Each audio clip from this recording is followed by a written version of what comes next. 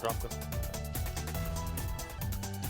मंगलवार की सुबह और आपको याद होगा कल हफ्ते की नए वित्त वर्ष की क्या जबरदस्त शुरुआत हुई थी। अच्छी तेजी, अच्छी मजबूती और रिकॉर्ड उच्चतम स्तरों के करीब पहुंचते पहुंचते लेकिन आखिरी एक घंटे में, आधे घंटे में वो मुनाफा वसूली का दबाव हावी होता हुआ नजर आया। महज 22 पॉइंट से हमने वो रिकॉर्ड 11,760 का निफ्टी का जादुई आंकड़ा पार करने से हम चूक गए और उन्हीं लेवल से वो मुनाफा वसूली और प्रॉफिट टेकिंग भारतीय बाजारों में देखने को मिली। खैर, जब सब तैयार होते हैं, जब सब मान के चलते हैं ना, आमतौर पे बाजार नए रिकॉर्ड्स लगाता नहीं है, आमतौर पे वो सरप्राइज ही करता है। तो देखते हैं आज वो सरप्राइज करता है नहीं, लेकिन आज एक इंपॉर्टेंट ट्रेडिंग सेशन होने वाला है। जैसे मैंने हेडलाइन में कहा, वो मॉनेटरी पॉलिसी कमेटी की 3 दिनों की बैठक आज से शुरू होनी है। गुरुवार को ध्यान रखें 11:45 पे दिन दहाड़े वो आउटकम आने वाला है। 25 बेसिस पॉइंट शायद दरों में कटौती का फैसला। आवास का एमपीसी की बैठक तो यही, या हमारी जो अपनी एमपीसी बनाई गई है उसमें तमाम जानकार ये मान के चल रहे हैं। बड़ा डिसीजन सुप्रीम कोर्ट में आना है। आपको याद होगा 12 फरवरी का जो सर्कुलर के नाम से कहा जाता है वो डिसीजन अब उसी नाम से जाना जाता है, क्योंकि 12 फरवरी को सामने आया था, जिसमें एक दिन से भी चूके तो कंपनियों को दिवालिया घोषित कर दिया जाएगा। 180 दिन तक बकाया नहीं आया तो एनसीएलटी प्रोसीडिंग के लिए भेज दिया जाएगा।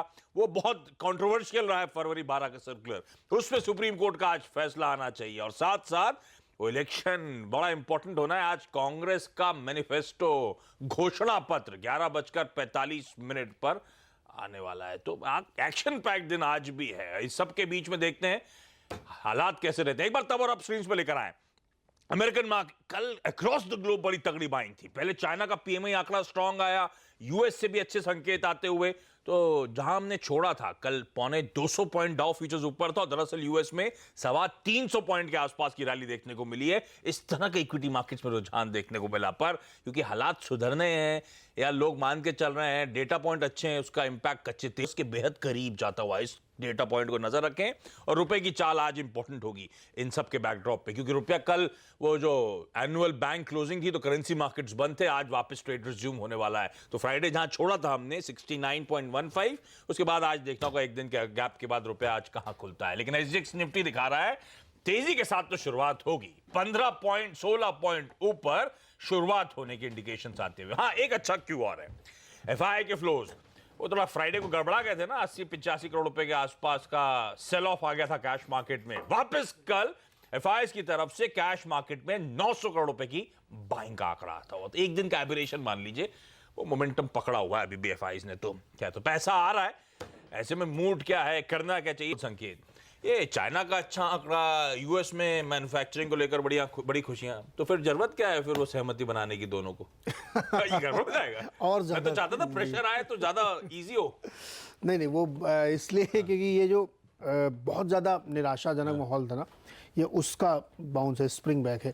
जैसे चाइना में डेटा बहुत अच्छा आया तो क्रूड उछल गया कि अब चाइना में सब कुछ ठीक है। और आपको याद होगा कुछ दिन पहले सऊदी अरब को नहीं, अदर सऊदी अरब के जब तेल मंत्री भारत आए थे तो उन्होंने कहा था कि दो देश हैं जो क्रूड ऑयल को डिमांड को ड्राइव कर रहे हैं, चीन और अमेरिका। अब चीन के अच्छे आंकड़े आए हैं तो आदमी अपना कैलकुलेशन करता है और वहां से तेजी बनती हुई है। तो इसीलिए क्रूड में आप देखेंगे इंपॉर्टेंट कस्टमर। उन्होंने ये भी कहा था कि अब कोई फर्दर कट नहीं होगा, जून की बैठक में देखा जाएगा, अप्रैल की बैठक में कुछ नहीं होगा। तो उससे थोड़ी राहत मिली थी कि क्रूड में कोई दिक्कत नहीं होगी। तो क्रूड की कहानी इसीलिए आप थोड़ा सा बेहतर माहौल देख रहे हैं। और खासतौर पे अमेरिका में जो बेहतर आंकड़े आए, जो कल डर लग रहा था कि बहुत खराब आंकड़े आ सकते हैं, उससे माहौल बना है।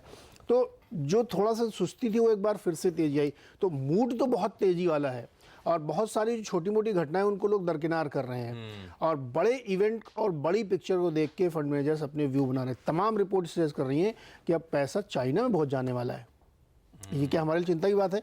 जब चाइना परफॉर्म करता है तो हम गड़बड़ा जाते हैं, तो हमेशा फैक्ट है। लेकिन ठीक है, अभी तो उससे ज्यादा यहाँ पे आपको अपॉर्चुनिटी मिल रही है, क्लैरिटी है। और इंटरनेशनल मीडिया अगर मोदी जी के इलेक्शन को लेकर के अब रिपोर्ट्स लिखने लगे कि यहाँ के इलेक्शन बड़े इंपॉर्टेंट, मोदी जी की पिक्चर जो बन रही बायोपिक, उसके ऊपर इंटरनेशनल मीडिया में लिखा जा रहा है कि चुनाव से ठीक पहले कि मोदी के ऊपर एक बायोपिक बन रही है, बहुत उसको कंट्रोवर्सी लोग देखना चाहते हैं। सो यहाँ के इलेक्शन को लोग डिस्काउंट कर रहे हैं और इसलिए यहाँ पे पैसा खूब लगा रहे हैं। और चाइना तो अभी शुरू किया उन्होंने लगाया, तो मतलब एशिया यही वजह है कि आप देखेंगे दुनिया भर में तेजी चल रही है। अच्छा, कांग्रेस का मैनिफेस्टो आना है, 72,000 है कि बढ़ जाएगा आज मैनिफेस्टो आते हैं? मतलब आप क्या चाहते हैं, क्या है आप? मेरे को लगा आपसे कम्पीट करेंगे, आप लाख देने को तैयार थे। नहीं कर पाएंगे, नहीं। अरे हमारा ₹1,00,000 महीने का भाई, 12 लाख का है। compete करना मुश्किल है। तो अब चलिए मैनिफेस्टो इंपॉर्टेंट रहने वाला है, देखते हैं क्या क्या डोल आउट करेंगे। बीजेपी का भी नहीं आया ना, आना है ना एनडीए का या जो भी है ना, बीजेपी के इसके बाद आएगा। तो फिर वो तो अगर मान लो उस पे कुछ काउंटर होता हुआ नजर हाँ, आया कुछ मान लीजिए टीवी फ्रिज फ्री मिलेगा तो उधर से एसी मिल सकता है। अरे वाह, चलिए गर्मी का माहौल सब इंतजार करते हैं। लेकिन चलिए, अच्छा मैं तो पढ़ रहा था, समय निकल रहा है, लेकिन वो तमिलनाडु में तो जो कंटेस्टेंट्स हैं उन्होंने सबसे अच्छा पोल पार्टी वर्कर जो 1 करोड़ का इनाम, 50 लाख का इनाम, 16 बाइक्स खरीद रखी हैं जो अच्छा कैंपेनिंग करेंगे मंत्री जी के लिए या नॉमिनी। ये मुझे पक्का पता किसी कॉर्पोरेट आदमी ने ये आइडिया दिया होगा, इंसेंटिवाइज करो।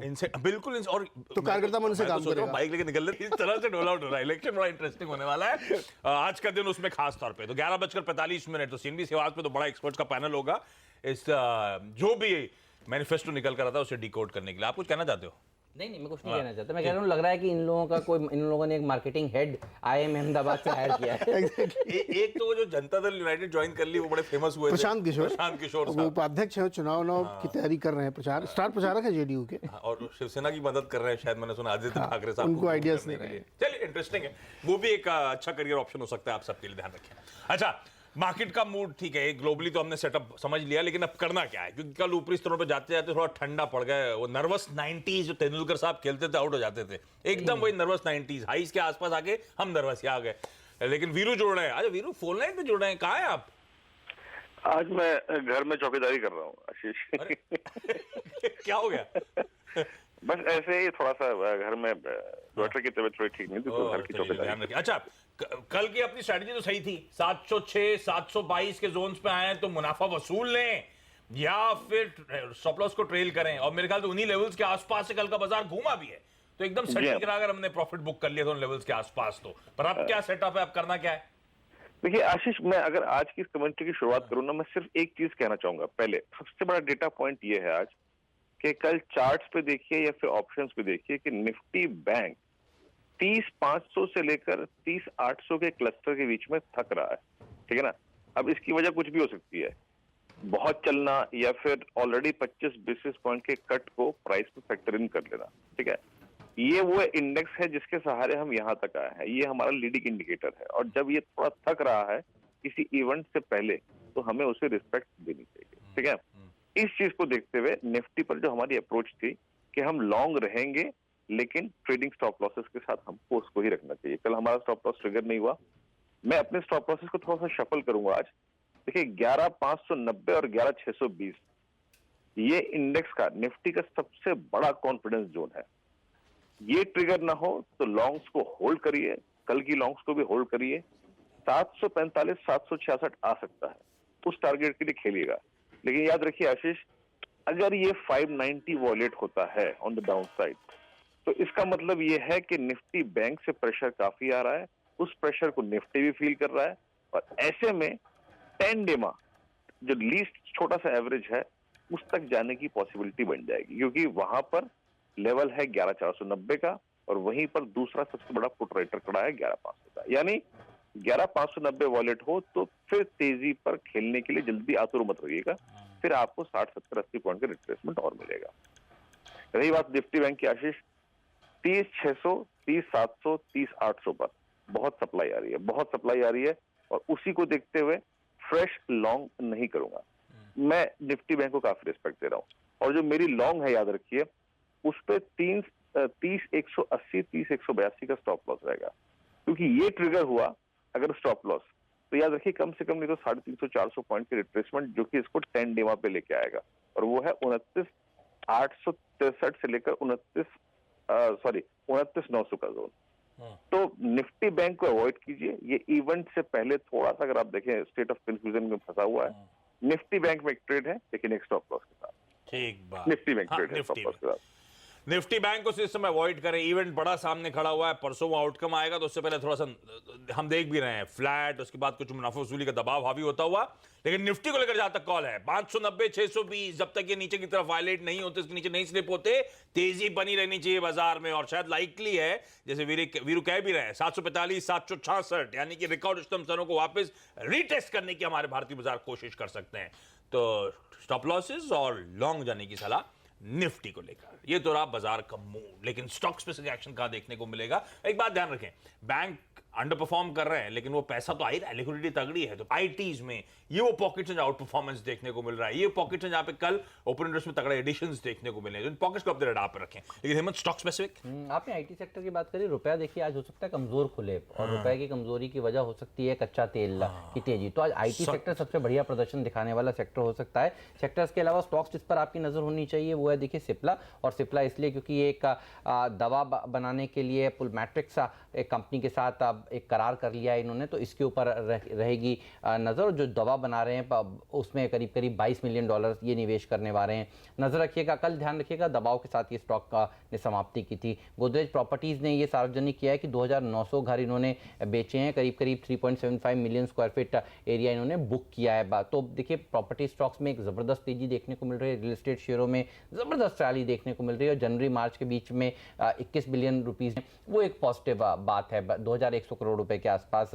तो गोदरेज प्रॉपर्टीज और रियल एस्टेट शेयर भी रडार पर रहेंगे। बाकी की कंपनियां जो मुंबई में खास तौर पर ऑपरेट करती हैं, नजर रखिएगा टीवीएस मोटर पर, टाटा मोटर पर, हीरो मोटर और आइशर पर, और वो इसलिए क्योंकि इनके जो मंथली सेल्स के आंकड़े हैं वो कल बाजार बंद होने के बाद आए हैं। देखिए टीवीएस मोटर में अनुमान था 3.18 लाख यूनिट के आसपास की बिक्री होगी, अनुमान से ये बेटर नजर आ रहा है, 3.25 लाख इन्होंने बेचे हैं। तो आज हो सकता है इस स्टॉक में रिकवरी देखने को मिले, कल भी मजबूत था। टीवीएस मोटर की बात करें तो टीवीएस मोटर रख दीजिए डायरेक्टर साहब। टाटा मोटर्स की अब बात करते हैं, टाटा मोटर्स के ऊपर भी आप नजर रखिएगा, 68,500 यूनिट एक्सपेक्टेशंस थी नमूरा की, और देखिए 68,709 यूनिट्स इन्होंने बेची हैं। तो टाटा मोटर्स भी अनुमान से थोड़ा सा ही सही लेकिन बेटर नंबर है, और कल देखिए क्या जोरदार तेजी इस स्टॉक में देखने को मिली थी, और इसके डीवीआर ने भी अच्छा प्रदर्शन दिखाया था। 9:15 पर हम कह रहे थे कि लॉन्ग कर लीजिए पैसा बनेगा, देखिए बना, तो आज थोड़ा बहुत प्रॉफिट बुक कर लीजिएगा। हीरो मोटोकॉर्प के ऊपर रखिएगा नजर, 6 लाख यूनिट बेचने का एक्सपेक्टेशन था, 5.8 लाख यूनिट्स इन्होंने बेचे हैं, तो अनुमान से थोड़ा सा कम इन्होंने गाड़ियां बेची हैं। हीरो मोटोकॉर्प ध्यान रखिए सबसे ज़्यादा खराब प्रदर्शन दिखाने वाला टू व्हीलर स्टॉक है, और आज भी कुछ खास रिकवरी की एक्सपेक्टेशन इस शेयर में नहीं है। नजर रखिएगा आइशर पर, और आइशर के लिए दो खबरें हैं। एक तो इनके मंथली सेल्स के आंकड़े 60,831 यूनिट इन्होंने बेची हैं, और 68,000 की एक्सपेक्टेशन था, तो एक्सपेक्टेशन से कम यूनिट इन्होंने बेची हैं। दूसरी बात यह है कि ये तो खराब खबर रही, लेकिन अच्छी बात यह है कि अशोक लेलैंड से जो विनोद दसारी साहब गए थे, उन्होंने दरअसल आइशर मोटर को ज्वाइन कर लिया है। 1 अप्रैल से ये 5 साल के लिए इनके पास रहने वाले हैं, और ध्यान रखिए ये वही शख्स हैं जिन्होंने अशोक लेलैंड का कायाकल्प किया था। तो आइशर मोटर में जिन्होंने मंदी की पोजीशंस ये सोच के बनाई होंगी कि नंबर्स ढीले आएंगे, बेचकर चलें, आज उनके सामने ये एक पॉजिटिव खबर आ गई है, तो इस स्टॉक के ऊपर फिर नजर रहेगी, और हम प्री ओपनिंग ट्रेड में इसको वापस से देखेंगे। लेकिन अशोक लेलैंड के लिए अभी भी देखिए दिक्कत भरी बात बनी हुई है। कर्नाटक बैंक के ऊपर रखिएगा नजर, स्टॉक ने कल भी देखिए 52 वीक हाईज लगाने के बाद एक करेक्शन दिखाया था, और इन्होंने बाजार बंद होने के बाद ये बताया है कि 16% ग्रोथ को ये इस बार चेज करने वाले हैं, तो इस स्टॉक पर रहेगी नजर। पीवीआर के ऊपर रखिएगा नजर, और छुट्टियां, और इस महीने भी देखिए क्या लंबी लंबी छुट्टियां आशीष होने वाली हैं। आप 1 दिन की छुट्टी लीजिए, 4-4, 5-5 दिन की छुट्टियां आपके हाथ लगने वाली हैं, लॉन्ग वीकेंड्स भी हैं, और पीवीआर ने इसका फ़ायदा उठाया है। देखिए 4 नई स्क्रीन्स पंजाब में, 5 स्क्रीन्स गुवाहाटी में, असम में 4 स्क्रीन्स, अहमदाबाद में 1 सिंगल स्क्रीन, चेन्नई में इन्होंने खोली, और कुल मिलाकर 65 शहरों में 760 के आसपास स्क्रीन्स अब इनकी हो गई हैं। पीवीआर ये वो स्टॉक है जो लगातार ऑल टाइम हाईज लगाता जा रहा है, और फंड्स का फेवरेट शेयर भी रहा है। ओके, तो ढेरों स्टॉक्स रडार पे रहेंगे। और ट्रेडिंग बेट्स, केआर चौकसी सिक्योरिटीज कहता है एसबीआई बेचे 317 के टारगेट, शेयर इंडिया सिक्योरिटीज कहता है पिडिलाइट खरीदारी करने के मौके 1290 के लक्ष्य के लिए, और एंजल ब्रोकिंग का मानना है हेक्सावेयर टेक्नोलॉजीज खरीद के चले 370 के टारगेट यहां पे हासिल हो जाएंगे।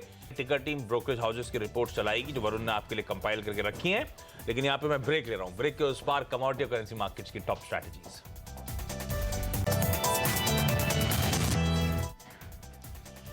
ब्रेक के बाद आपका स्वागत है, और चलिए आज की कमोडिटी स्ट्रैटेजीज ने कुंवर जी ग्रुप की तरफ से, और इनका मानना है कच्चे तेल के अप्रैल वायदा में खरीदारी करें 4360 के टारगेट्स। निकेल के एमसीएक्स पे अप्रैल वायदा में भी खरीदारी करने का मन बनाए 922 के लक्ष्य के लिए, और यूएसडी आईएनआर अप्रैल फ्यूचर खरीद के चले 6970 के टारगेट्स वहां पे हासिल होंगे। तो जैसे हेमंत कह भी रहे थे, रुपया आज ट्रेड में कमजोर होता हुआ नजर आएगा। इस नोट पर चलिए आज के मॉर्निंग कॉल में इतना ही। ब्रेक ले रहा हूं, ब्रेक के उस पार लेकर आएंगे स्टॉक 2020। नमस्कार।